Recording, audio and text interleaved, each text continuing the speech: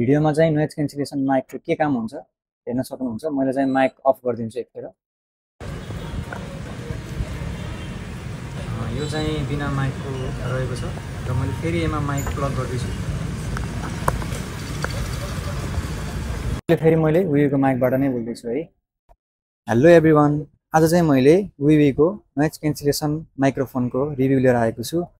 अहिले चाहिँ म विवीको माइक युज गरेर बोलिरहेको छु र भिडियोमा चाहिँ नोइज क्यान्सलेसन माइकको के काम हुन्छ हेर्न सक्नुहुन्छ। मैले चाहिँ माइक अफ गरिदिन्छु एकखेर। यो चाहिँ बिना माइकको रहेको छ र मैले फेरि यसमा माइक प्लग गर्दैछु। फेरि मैले विवीको माइकबाट नै बोल्दैछु है। अब आउटडोरमा यो माइकको पावरको टेस्ट गरौँ।